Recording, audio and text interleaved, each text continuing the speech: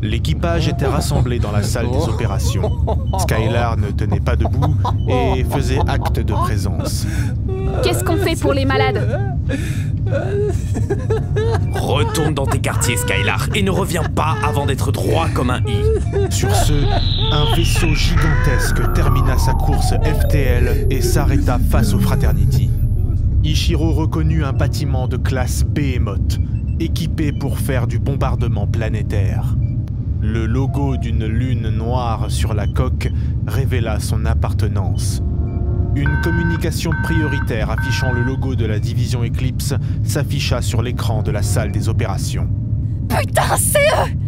Ils vont me tuer! Les jambes de Grace flanchaient et Killan l'aida à se déplacer hors de la salle des opérations. Loki, prépare le FTL mais ne le lance pas. Je veux que nous soyons prêts à partir. Début de transmission. Un vaisseau inconnu, ici le Chevalier Noir. Vous avez l'ordre de couper vos systèmes et de nous laisser vous aborder. Ici le capitaine Ichiro du Fraternity. Pour quelle raison devrais-je vous laisser aborder mon vaisseau? Consultez votre console. Un document en 3D apparut au centre de la pièce. Une réquisition du grand tribunal de Prima autorisant le Chevalier Noir à investir tout vaisseau dans le cadre d'une enquête dont l'objet est de trouver le groupe Cyclone. Vous faites erreur, commandant. Navré de vous faire perdre votre temps. Oh non! Obtempérez ou vous serez éliminé. Capitaine, nous avons été verrouillés. Leurs lance-missiles ont pris le Fraternity pour cible. Micro fermé. Ils sont juste là pour les terroristes de Cyclone. Je ne pense pas. Je crois surtout qu'ils sont là pour les gens qu'on a sauvés. Dans ce cas, ils les tueront. Et cela nous évitera de le faire nous-mêmes. Dernier avertissement, Fraternity. Micro ouvert. Bien reçu. Nous ouvrons notre hangar. Fin de transmission. Killan! Faut faire quelque chose. On ne peut pas les laisser se faire emmener. Tu sais ce qu'ils vont leur faire. Tenez, c'est des capsules de cyanure. Si jamais vous en avez besoin, vous vous endormirez. Loki, c'était quoi ce point sur le radar? Consultation des registres. Il s'agit d'un vaisseau furtif de classe Caméléon, moyennement armé, rapide, pouvant accueillir jusqu'à 2 membres d'équipage. Ils sont vraiment disparus? Ce type de vaisseau a la possibilité d'outrepasser les détections. Le groupe entendait les pas rapides d'une escouade de la division Eclipse parcourir leur vaisseau et se rapprocher d'eux. Une dizaine de Marines lourdement équipés, avec des fusils d'assaut, des lance-flammes et autres armes lourdes, se rapprocha de l'infirmerie. Faites attention, cette zone est en quarantaine. Posez votre arme, immédiatement! Reculez! Tous contre le mur du fond! Obéissez. L'équipage du Fraternity attendait, debout, face à une dizaine de soldats pendant plusieurs minutes, sans qu'aucun mot ne soit échangé. Ouais. Eh ben alors, c'est des beaux jouets que vous avez là, hein? Nous attendons quelqu'un, peut-être. Qui est le capitaine de ce taudis? Ichiro fit un pas en avant. C'est vous. Bien. Commandant Kiran Cross. Je suis à la tête des opérations de recherche de la division Eclipse. L'homme passa en revue chacun des membres de l'équipage et s'arrêta plus longtemps sur Grace que sur les autres, car il l'avait identifié comme étant le maillon faible de ce groupe. Bien, voilà ce qu'il va se passer. Monsieur le capitaine, vous allez retourner au cockpit. La demoiselle va se rendre dans les quartiers d'équipage. Le monsieur aux cheveux blancs va aller dans le hangar. Le monsieur en blouse blanche dans le réfectoire. Le monsieur aux cheveux longs dans l'armurerie. Capitaine, nous allons commencer par vous.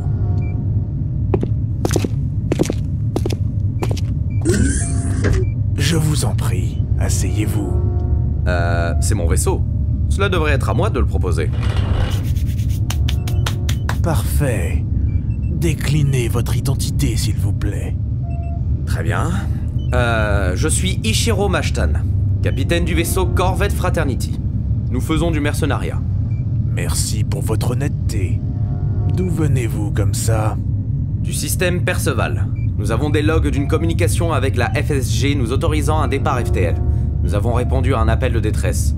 Je suppose que vous nous laisserez les consulter afin de vérifier ces informations. Loki, notre aide de camp, est tout à vous. Mais, s'il vous plaît, évitez de le casser. Je vous en prie, nous ne sommes pas des barbares. Pourquoi étiez-vous dans le système Perceval à l'origine?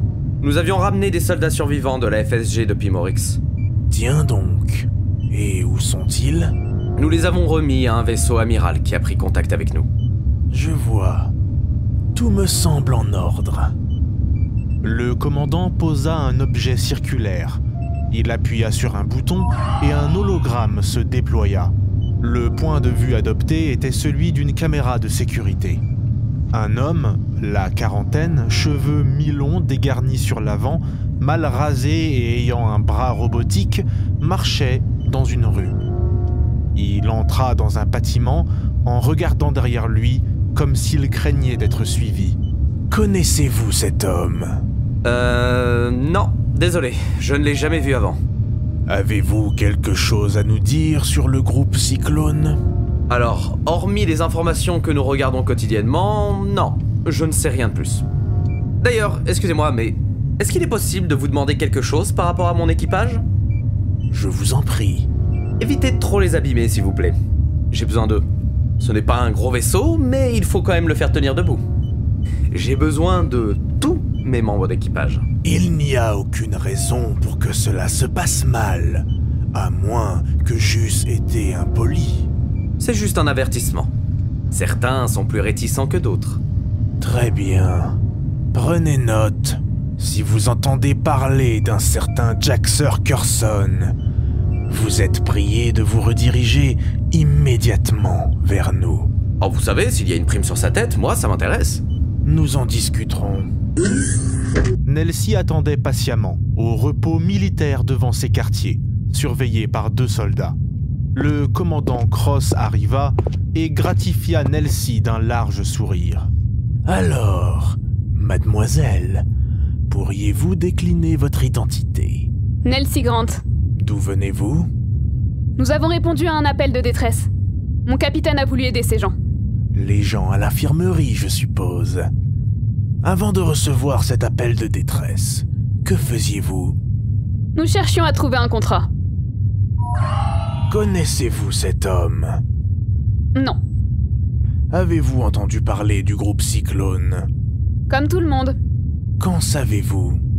Je crois qu'il a été démantelé il y a plusieurs années par la FSG. Il me semble qu'ils vous ont devancé. Si vous entendez parler de Jaxer Curson, vous êtes prié de vous diriger immédiatement vers nous. C'est leur nouveau chef? Absolument. Nous tenons à le retrouver vivant. Vous ne le trouverez pas ici. Probablement pas, mais nous scrutons toute la galaxie dans ce but. Monsieur, pourriez-vous décliner votre identité? Anatole. Pas de nom de famille? Bien observé.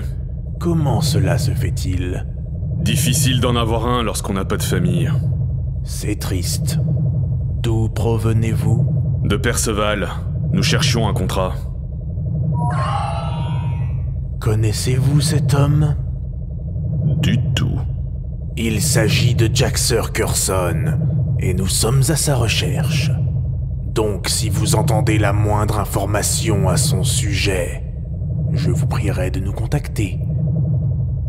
Allons retrouver vos camarades. Une fois tous les interrogatoires terminés, tout le monde fut réuni dans la salle des opérations à nouveau. Grace, en larmes, était tenue par le bras par l'un des soldats. Anatole jeta un coup d'œil à Nelsie, qui demeurait impassible. Skylar Camden était couvert de traces de coups. Puis-je savoir ce qu'il se passe? Il semblerait qu'il y ait des divergences. Nous souhaitons éclaircir certains points. Je vous conseille, capitaine, de tenir votre chef de la sécurité en laisse. Maintenant, je voudrais savoir, qui est cette jeune femme? Cette jeune femme est la dernière recrue du Fraternity.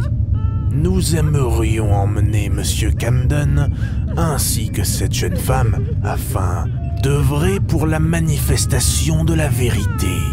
Je crains de ne pas pouvoir l'autoriser. J'ignore à quel moment vous avez compris qu'il s'agissait d'une question. Vous pouvez également tous venir, si vous ne souhaitez pas être séparés d'eux. Entre-temps, d'autres soldats avaient investi le vaisseau et des scientifiques de la division Eclipse avaient fourni des combinaisons aux malades afin de les déplacer jusqu'au Chevalier Noir. Il semblerait que ces 4 personnes soient atteintes d'un mal dont vous ne pouvez les libérer sur un vaisseau aussi peu équipé. Je vais vous soulager de leur présence afin de les conduire auprès de nos scientifiques. Leur présence à bord est de ma responsabilité. Et je suppose qu'il n'y a aucun document officiel qui vous autorise à les emmener sur votre bâtiment. Vous avez pas le droit! C'est une enquête, monsieur qui n'a pas de nom. En tout cas, si vous voulez interroger cette femme, il faudra m'emmener avec vous. Vous êtes tous les bienvenus sur le Chevalier Noir. Soit vous nous laissez embarquer la dame qui ne souhaite pas donner son nom et votre chef de la sécurité violent, soit vous venez tous avec nous. Vous perdez votre temps ici. C'est moi qui en jugerai. Les soldats de la division Eclipse escortèrent l'ensemble des membres du Fraternity ainsi que les 4 civils jusqu'à leur vaisseau. Le Fraternity fut entreposé dans le hangar du Chevalier Noir. Les services secrets n'avaient mis aucune entrave aux membres d'équipage. En parcourant les couloirs de ce gigantesque vaisseau, il était impossible de faire une carte mentale du bâtiment, tant il était immense. Vous n'avez pas fini d'entendre parler de moi et ne me touchez pas! Avance! Attendez! Où est-ce que vous nous emmenez?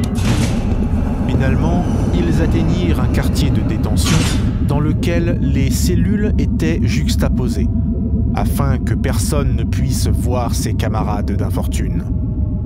Chaque petite cellule contenait simplement un toilette et un lit en métal sans matelas et était verrouillé par un champ de force inviolable. Ce dernier repoussait en arrière tout objet le heurtant.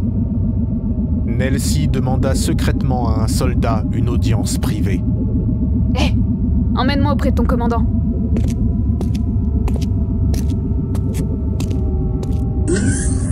Mademoiselle Grant, que puis-je pour vous? Pourquoi voulez-vous interroger cette fille? Nous prolongeons notre présence avec vous car elle refuse de se soumettre à l'interrogatoire. Peut-être que vous lui faites peur. Et donc? Et si je me porte garant pour elle, avec un argument de poids? Je vous écoute. Je ne sais pas si on vous a mis au courant, mais l'un de vos supérieurs pourrait vous informer que si je me porte garant pour elle, tout va bien. Prétendez-vous connaître notre hiérarchie? Je ne peux pas vous en dire davantage, mais je peux vous montrer quelque chose. Et si vous le transmettez à vos supérieurs, ils vous confirmeront qu'il n'y a pas de membres de Cyclone ici. Nelsie se retourna et souleva son débardeur camo numérique afin de révéler son dos, sur lequel un loup ensanglanté était tatoué. Le commandant prit un cliché avec son PDA. Je vous laisse poser la question à votre hiérarchie. Je vous raccompagne en cellule. Je ne peux pas vous en dire plus, mais pourriez-vous me mettre une droite? Pourquoi faire? Ça paraîtra moins louche auprès de mes amis. Qu'est-ce que vous cachez? C'est trop facile. Vos supérieurs vous le diront s'ils estiment que vous devez le savoir. Vous êtes de la maison? On peut dire ça. Merci, commandant. Une fois ce coup reçu de la part d'un gant coquet, Nelsie fut raccompagnée à sa cellule et passa devant celle d'Ichiro et de Killan. Tous les deux virent son visage ensanglanté. Nelsie, entre nous, tu te débrouilles mieux avec une arme à feu. J'ai tenté la persuasion. Laisse tomber la diplomatie. Anatole Anatole, incontrôlable car il n'avait pas pris ses médicaments, donna un violent coup de pied dans le champ magnétique et fut brutalement propulsé en arrière et tomba sur le sol de sa cellule. Je peux savoir ce que vous leur avez dit pour qu'on en soit là? J'ai essayé de leur faire comprendre qu'on était juste des mercenaires, mais peut-être que je n'excelle pas dans le domaine de la politesse. Je comprends que le commandant soit une langue de serpent. Ah, j'en ai marre de ces fils de riches! Quelqu'un a menti sur notre trajet? Pas moi! Ta gueule! Toi, ta gueule! Hey, Killan! Tu sais ce qu'ils vont faire, des malades? Ils ne sont pas dans les cellules! Aucune idée! Mais ils ont bien plus de moyens que nous, et aussi des cerveaux brillants! Je pense qu'avec leur fameux cerveau brillant, ils vont juste décider d'en finir avec eux et d'étudier leurs cadavres! Bon, on est là maintenant, et Grace va passer un très mauvais moment! J'espère au moins qu'ils vont nous rendre notre chef sécu, parce que je tiens quand même un peu à lui! S'il l'emmène sur Prima, on ira la chercher! Les gardes amenèrent à manger aux détenus, et plusieurs jours passèrent. Anatole était inquiet par rapport à son traitement et était de plus en plus agité. Il frappa dans les murs en béton de sa cellule avec son poing jusqu'à s'esquinter la main. Un deuxième garde, à l'air grave, débarqua dans le couloir et ouvrit la cellule du capitaine Ichiro. Vous avez un appel. Suivez-moi. Ichiro fut escorté dans un bureau à l'écart des cellules. Le garde ouvrit une communication visio. Le capitaine reconnut l'homme en costume siégeant dans un opulent salon. À la vue de Yaku Mashtan, Ichiro ne put faire autre chose que de baisser la tête comme un enfant ayant fait une bêtise. Il se sentit faible. Yaku le fixait silencieusement. Par réflexe, Ichiro se dressa comme un soldat. Une fois de plus, tu me mets dans l'embarras. Je ne te mets pas dans l'embarras. J'essaye de sauver des gens. Tu as perdu l'esprit, mon fils. J'apprends que tu vas être envoyé en détention dans un camp de travail. Et alors quoi? Tu vas faire quelque chose? Je suppose que tu ne vas pas m'aider, comme les gens que tu as licenciés. Tu n'as aucune perspective d'avenir. Cette fois-ci, tu ne t'en sortiras pas avec une pirouette. Ah bah c'est nouveau ça. Parce que tu penses que les corporations donnent de l'avenir aux gens? Regarde où j'en suis. Si j'en suis là, c'est à cause de vous. Je suis la preuve vivante que c'est le cas. Mais toi, tu es fichu. Et toi, tu es un fendu. Yaku se prostra sur le bureau en cristal derrière lequel il se trouvait. Il joignit ses mains tremblantes, comme s'il priait un être supérieur de l'empêcher de faire quelque chose. Je suis prêt à te faire sortir de là, si tu reconsidères ton mode de vie. Super. Tu veux que je revienne gentiment vers Anita, c'est ça? Ah putain, que je passe mes journées à attendre tes instructions? Que je reprenne ma vie d'enfant? Tu ne sais rien sur Anita. Elle a fait des progrès phénoménaux. Ceci est mon unique offre. Que crois-tu qu'il va se passer? Ils vont démonter ton vaisseau pièce par pièce et te faire creuser la terre jusqu'à la fin de tes jours au milieu du désert de Silirion. Ils pourraient aussi bien être moins cléments et t'envoyer sur Citadelle. Quel bel endroit pour attendre la mort parmi les pires criminels de la galaxie. Je retrouverai peut-être quelqu'un de sympathique là-bas. Je te laisse réfléchir. Ce fut un plaisir de parler avec vous, père. Ichiro rentra en cellule et s'assit sur son lit en métal, impassible, regardant fixement le mur immaculé devant lui. Après de longues heures, le commandant Cross revint. « Messieurs, mademoiselle, vous êtes libres. » Et les malades? Oh, vous pouvez les récupérer si vous voulez. On en a parlé, et c'est mieux ainsi.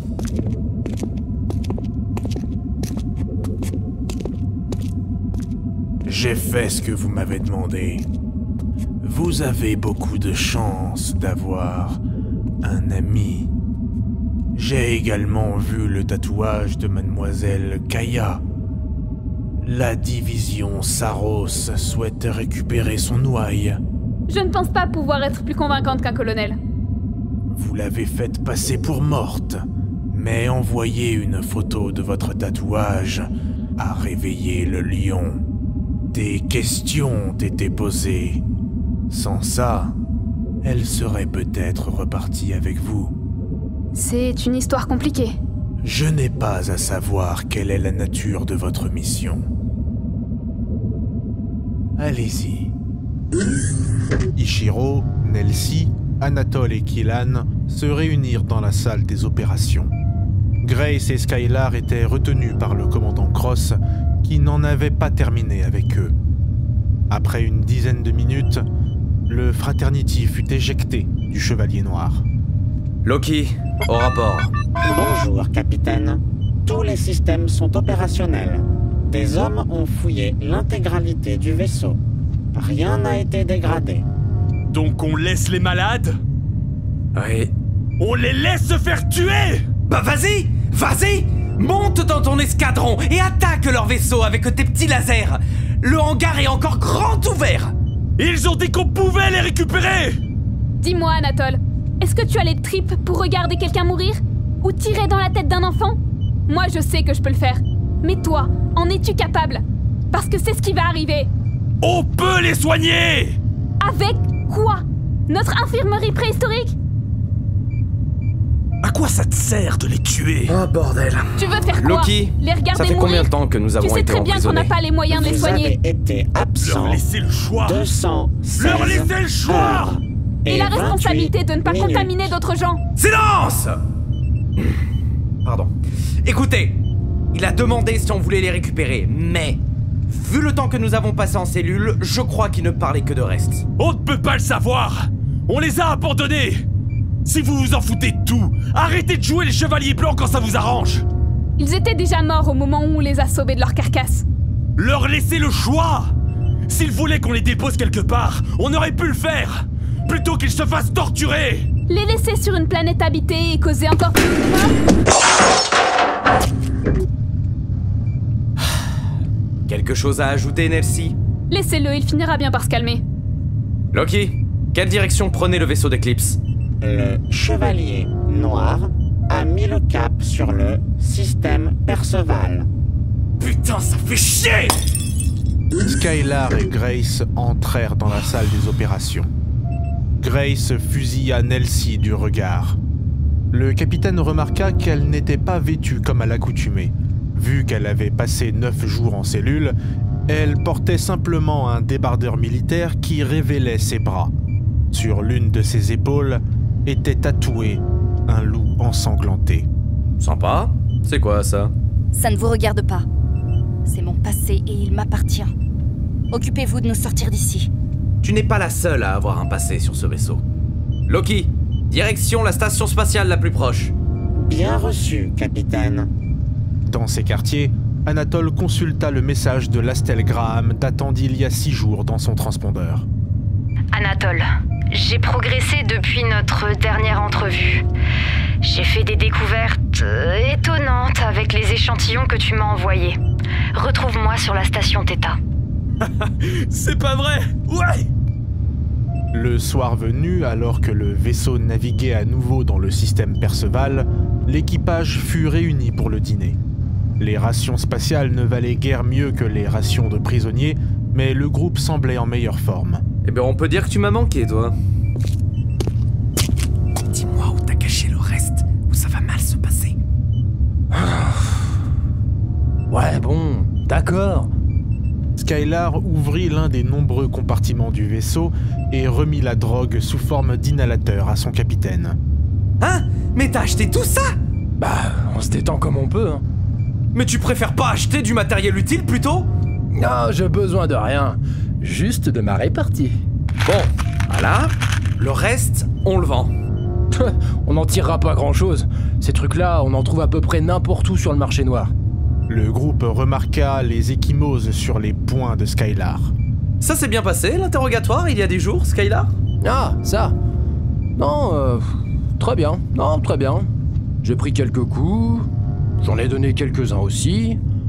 Voilà quoi, le classique 1 contre 2, tu vois. Bon, certes, j'étais en mauvais état. Mais en vrai, vous avez vu la gueule des 2 mecs? Franchement, c'était déséquilibré, non? Ils avaient des armures, Maintenant qu'on a pu se tirer de cette incroyable aventure avec Eclipse, pourrait-on aller sur Luxury trouver un contrat? Une planète plus agréable que Mourix ne serait pas de refus. Qui est ton père, Ichiro? Pourquoi cette question? On t'a demandé quelque chose? Je cherche simplement à faire des liens.